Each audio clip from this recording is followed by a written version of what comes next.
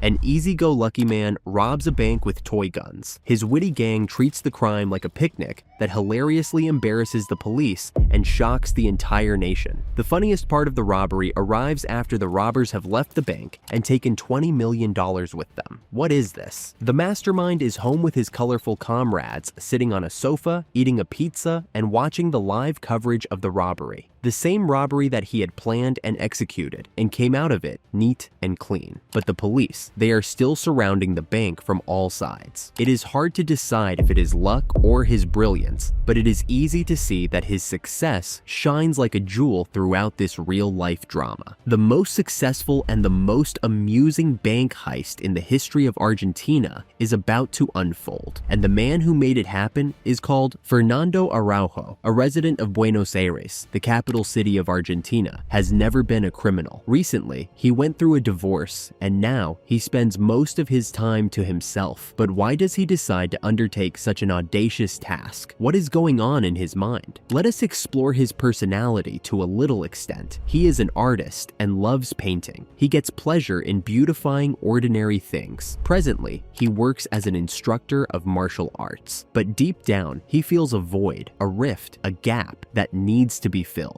He is craving to beautify something that no one has ever even thought of before. But what will it be? He is disturbed. He has resorted to cannabis, and he is trying a new variety of the drug every day. He spends most of his spare time watching bank heist stories and their outcomes without fail. And he has developed a capacity to zero in on one of the most minute mistakes that bank robbers commit in their robberies. It so happens on a rainy day that he throws the butt of his cigarette and watches it flow with the current of water. The cigarette flows and finally falls into the manhole. Just in front of the manhole is the grand building of Banco Rio Bank, a leading financial institution in the country. An idea sparks in his head and makes his eyes glimmer with joy. He has found the calling of his life, something he will engage artistically. But what's so fascinating about the idea? He will rob the bank, but he is going to make this robbery a marvelous piece of art. The scenes of the robbery have already started flickering with attractive shades on the canvas of his mind. His first impulse is to find a team, because this artistry is not the job of a single artist, and every member of the team must be selected with utmost precision. So, he sets off hunting his comrades, who are as imaginative as himself. The first man he contacts is an engineer called Sebastian Garcia Bolster. Bolster is his buddy from his early school days, and he is living a normal life with a wife and son and his family responsibilities. He is a law-abiding person and engaged in repairing engines, motorcycles, and jet skis. Fernando meets him, but he does not talk to him directly about robbing a bank. Instead, he talks to him about the fatal flaw that was made by a robber a couple of years back in Argentina. Fernando goes on that the robbers should have used the tunnels below the bank to escape, but he instead used the front door where police were waiting for him, and the robber got a shot. Bolster responds, "Indeed, the tunnel would have offered a perfect escape route." Fernando then asks him in a cranky voice, "What do you say if we rob a bank and use the tunnels for exit?" Bolster dismisses the idea, thinking it ridiculous and ambitious. Fernando leaves,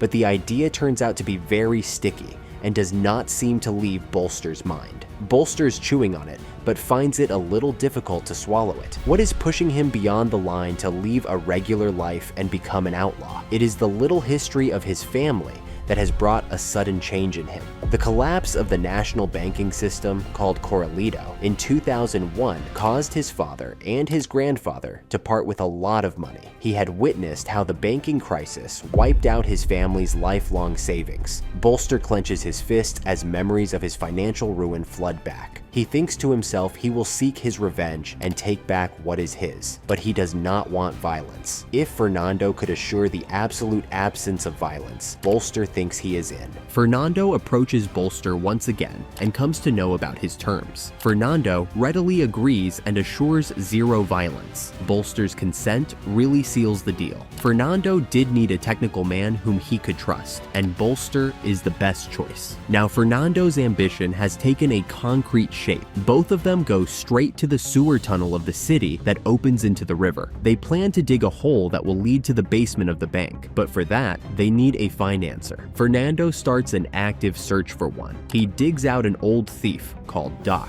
who shares the same sentiments for banks. Fernando presents to him the proposition which Doc finds very promising. Doc readily agrees. Fernando informs him about the cost and asks him to invest in the project. Doc replies, "I have no money, but I can refer you to a certain person who has got both the money and the flair." This is Luis Mario Vitet Salans, a Uruguayan who is a rich, semi-retired thief and lives with his beloved daughter quite happily. He initially shows some reluctance in getting aboard, but when the estimated value of the loot is brought to his attention, he changes his mind. He joins the team and promises to supply the money. Mario proves to be the most interesting character of the gang, but they need more hands. Doc suggests an old associate of his, a veteran bank robber called Ruben Alberto de la Torre, with the nickname Beto. Beto used to be very violent, but with the passage of time, he has learned to be a little rational. With Beto, the team has grown to 5 in number. As of now, the team is complete with a planner, technician,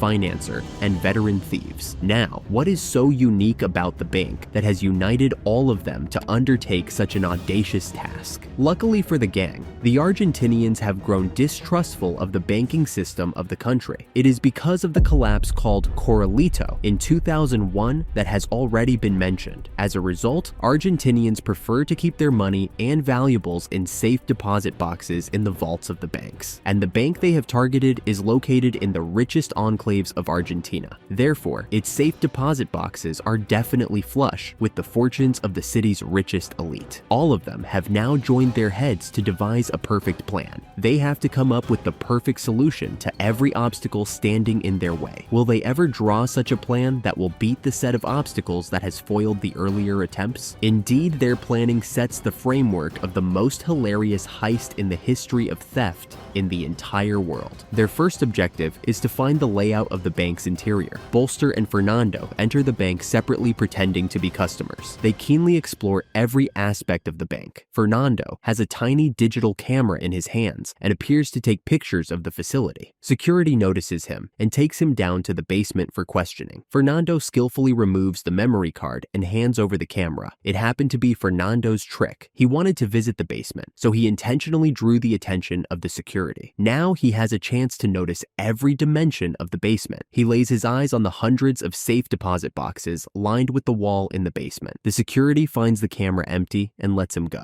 Back at Fernando's apartment, the team makes sketches of the bank that help them calculate their movements and actions during the heist. The next obstacle is how to open the safe deposit boxes. Bolster, the engineer, can develop a tool, but he needs to know the exact nature of the locks. For that, they send Mario to rent a safe deposit box in another branch of the same bank. Mario is given a visit to the vault. He notices every detail of the locking system. Bolster has to design a tool that is easy to handle, fast, quiet, and has enough power to open the locks. He designs a jackhammer that has enough force to get through the lock. He gives it the name Power Cannon, which can be dismantled into pieces and reassembled in no time. Now the most tedious and laborious task is staring at them. They will dig a hole from the sewer tunnel straight to the bank. But what if they dig the tunnel in the wrong direction? A slight mistake at the start could lead them to come out maybe in the house of a retired police officer, and their entire enterprise can meet a sudden dead end. Bolster, being an engineer, uses his geometry skills to work out the exact angle and starts digging the hole. It takes them more than a year. During this time, the team meets regularly to consider every possible outcome during the heist and how to tackle it proactively. One big problem that constantly nags Fernando is the heat sensors that are active after the bank is closed. Since their original plan is to rob the bank in the night, they have to beat the heat sensors and alarm system. They consider different options, but all of them sound risky. One night, Fernando is lying on a crag with face towards the sky. He is gazing at the stars, but his mind is thoroughly occupied with his planning of the heist. Suddenly, a clever idea strikes his mind, and the whole planning takes a new shape, with everything in place with perfection. A true artist has awakened in Fernando. An ingenious twist has struck him that can turn the tables entirely. He summons the gang. He tells them we'll loot the bank in daylight. The gang is confused. Before they can ask anything, he goes on. In that way, they will not have to worry about any alarm system. The gang is even more confused. He continues, "Don't worry about the police. Let them come and lay a siege. They cannot take it anymore." And Mario asks him, "Do you want to set us up?" Fernando smiles and then reveals the whole plan. It is so perfect that Mario jumps from his seat. What is the most unique strength of his planning? And what are the other details? We will explore them when they execute the heist. The digging of the hole continues, and they keep refining their planning while practicing their roles in the heist. As they keep on improving their planning, they realize they will need a driver ready with a vehicle to take them and the loot away from the crime scene.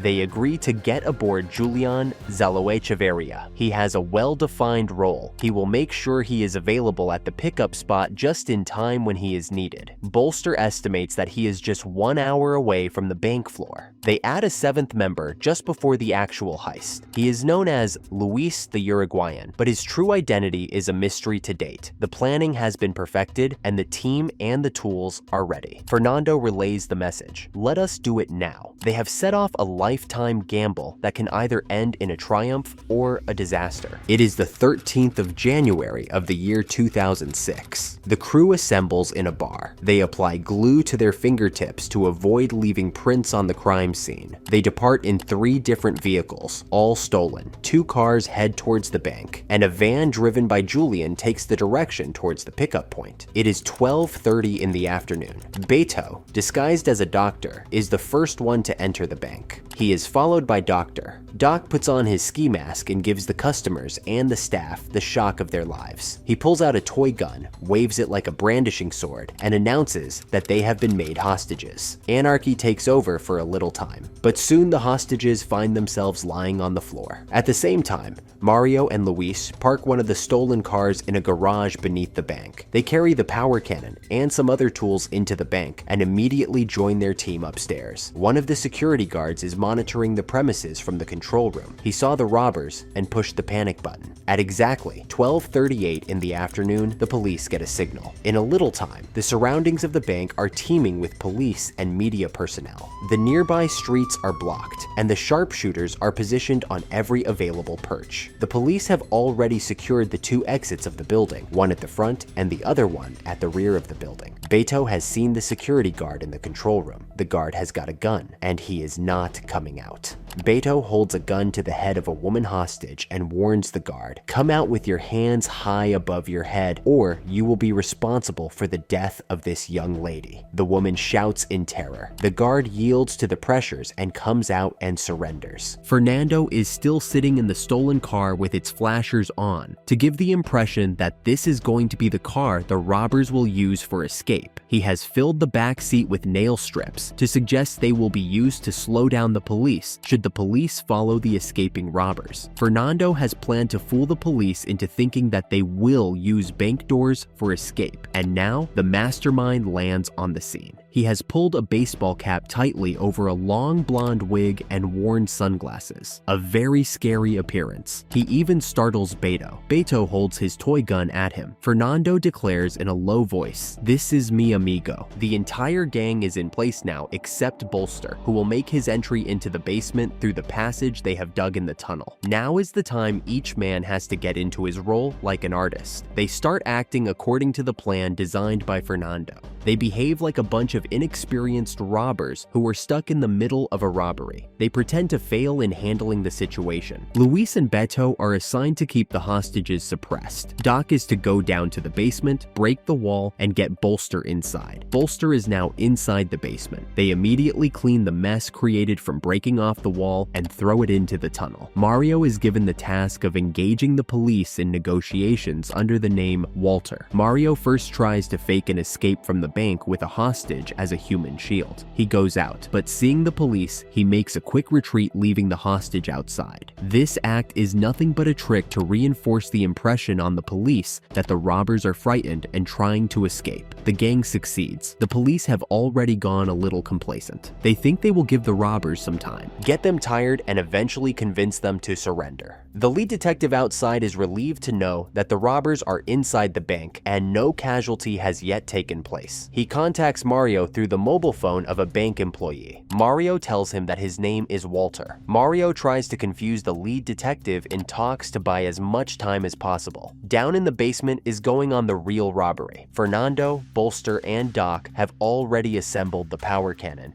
They are now breaking the safe deposit boxes. Mario tells the police that they need a safe exit and they want to harm no one. If the police ever try to stop them, they will open the fire, and that will not be in favor of either party. He further reminds the police that they do not want another romalo to happen. Now, what is romalo? It refers to a heist in the town of Romalo some 6 years back that had a tragic end. A robber used 2 innocent hostages as human shields while he was trying to escape. The police opened fire. The robber died, but the 2 hostages also got shot, and they died on the spot. The whole nation was witnessing this tragedy in a live coverage, and the police came under severe criticism. Now seeing the media's concentration on the present situation, Mario knows the whole nation is watching their robbery in live coverage, and therefore Mario referred to the incident of Romalo with the intention of putting the police under tremendous pressure. As a result of this, the police grow very careful and hang back for fear of disgracing their department. Inside the bank, the robbers decide that the security guard they have already made hostage may pose a threat. Besides, his real gun is now in their possession, and they do not want a real gun in their custody. It is because it might be used if the situation gets tense, so he must be sent out along with his gun. Mario takes advantage of the situation. He takes the bullets out of the gun and puts them in the pocket of the security guard, then puts the toy gun on his head and takes him out. At the same time, he talks to the police. See, we are giving you your man and his gun too, which means we are good people and we mean no harm. Mario wants to win the sympathy of the masses watching them on TV. In the meanwhile, the mobile phone of an old lady rings with a birthday wish message. Mario comes to know about it. He takes a chocolate from another hostage and gifts it to the lady. All the robbers on the first floor are now clapping and wishing her a happy birthday. It was Fernando's plan from the start. On the ground floor, they will create an illusion of a failed heist, but in the vaults of the basement, they will carry out the real heist. A sharpshooter notices the lively atmosphere in the bank and informs the lead detective. The lead detective is confused. Mario now releases the old lady as a good gesture, which further portrays their good intentions. The lead detective engages Mario once again and tells him that they can come out and promises him only minor punishments since they have not so far committed a serious crime. Mario replies, "I do not trust you. I will only talk to the district attorney and personally get his assurance." Mario's real objective is to buy more time. Eventually, the attorney arrives at the site. When Mario comes to know about his name, he outright refuses to talk to the attorney and retorts, "I do not want to talk to you. You are the one who has already put me in prison several times." The lead detective is really embarrassed. Mario gives him a number and tells him that this is his lawyer's number and that his lawyer should be called to the site. The number Mario gives him actually belongs to a hostage. The lead detective punches the number. Mario receives the call, but he talks in a different voice. Mario is now sitting in an office chair with crossed legs on the table. He has now removed his ski mask and disguised himself with a large fake mustache. He looks extremely relaxed and fakes to be a lawyer enjoying his talk with the police. The sharpshooter once again notices the ease of Mario, which is in contrast with the gravity of the situation, and he informs the lead detective. The lead detective has now grown suspicious. He tells his deputy, the robbers must have found another escape route. The detective notices the manhole and sends a police boat to the tunnel estuary into the river. By now, the robbers in the basement have opened 143 out of 400 boxes and collected a fortune. Their time is up. They have stopped opening boxes anymore. They are now shifting the loot down to a raft in the sewer tunnel. A message is passed to Mario. Mario has now to end his talk with the police. Mario tells the police, "We have been in the bank for the last 4 hours and we are really hungry. Before we surrender, we want you to buy us some boxes of pizza, and after that, we will come out. And unless you buy us pizzas, we will not talk." With this, he hangs up the phone. What next? It is time to clean up and flee the bank. Mario, Beto, and Luis threaten the hostages with their lives if they ever move, and the 3 of them go down to the basement. The robbers had brought with them bleach spray, which they cast everywhere to destroy any remaining DNA. They also also throw a fistful of barbershop hair to slow down the investigation that is to ensue. The team gets out of the basement through the hole. They string a toy grenade in the entrance of the hole and drag a cupboard after them to cover the hole in the basement wall, so that the police take maximum time finding their escape route and the robbers get maximum time to get out of the tunnel. The robbers are down in the tunnel in a motorboat, and the loot is loaded on a raft that is tied to the boat. But wait, what about the police dinghy that is waiting for the robbers at the mouth of the tunnel? Fernando had already thought of the possibility that the police might figure out their escape route. The robbers will not use that end of the tunnel, rather they will float in the opposite direction. Luckily, the Argentinian capital has a vast network of tunnels beneath the city. So the gang had already selected a manhole for their exit where both vehicle and human traffic is lowest. Their pickup van is already parked above the manhole. They have cut an opening in the floor of the van through which the loot and the robbers are supposed to get aboard. Since the level of water is low and the boat and the raft with load may hit the bottom, Bolster had devised a small wooden dam and fixed it just adjacent to the hole they dug in the tunnel. The level of water has risen up enough to sail them in the opposite direction. The gang is now just beneath their manhole. Bolster has already installed a pulley system to haul the load up to the van.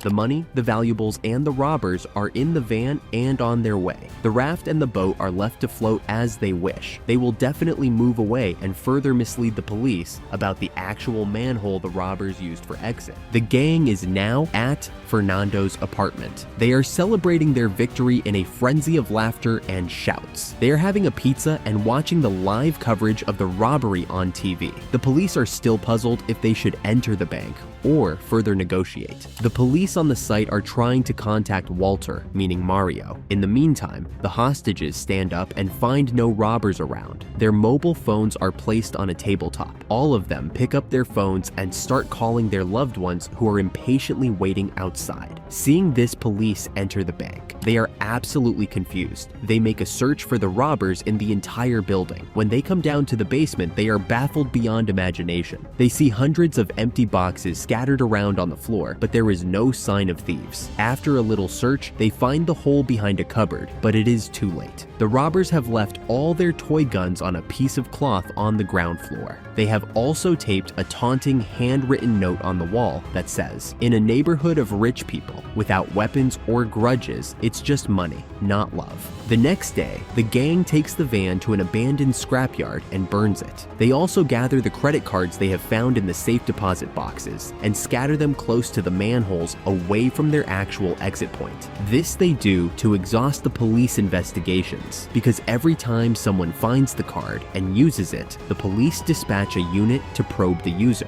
According to a news report, a mysterious gang of robbers embarrassed Argentine police on national TV and got away with $20 million in cash and valuables. But how did it all get undone? How were they caught, and what happened after that? It so happened that during their planning, the gang was preparing the van at Beto's house when his wife Alicia appeared on the scene. Alicia happened to know about their planning to rob the bank. Mario objected to it in a very serious way. The heist was to be kept secret at any cost, but Beto assured them their secret was safe and that he had a great trust in his wife. It had been 6 months since the robbery. The police had still failed to find any clue of the robbers. The gang had grown complacent, but they were unaware of a betrayal that looms on the horizon. Just after 6 months, Alicia found out about her husband's affair with a girl. She got mad. She headed straight to the police and divulged every bit of information about the gang and the heist. The police caught the gang absolutely unaware. They were put behind the bars. Mario was released after 6 months because he was not an Argentinian, and the laws of the country were not fully applicable to him. And the rest of the crew also got short imprisonments because they used toy guns and did not harm anyone during the heist. Fernando was released just after 25 months. The whole of the gang is free now, but the master stroke of Fernando is yet to be revealed. The final touch he gave to his marvelous piece of artistic theft was something that even his comrade could not conceive. He had even thought of a contingency plan in case they were caught after the robbery. He had divided the total loot into 2 parts. He hid one part in a secret place to be divided among the gang at some remote time, and divided the other half among them equally. When the police caught them and asked about the loot, every member led them to the hidden place where they had stored their individual share from half of the total loot. When asked about the balance of $10 million, they squarely denied the bank's claim of $20 million in cash and valuables. The bank could not establish its claim with evidence since the safe deposit box was never taken into account by the bank. Circumstances hinted at the veracity of the gang's claim. The gang is free now with the rest of the loot. They also enjoy the sympathy of their nation and are regarded as heroes by many. If you have liked the video, don't forget to subscribe and let us know in the comment box your opinion about the ingenuity of Fernando. Do you really think he was a true artist?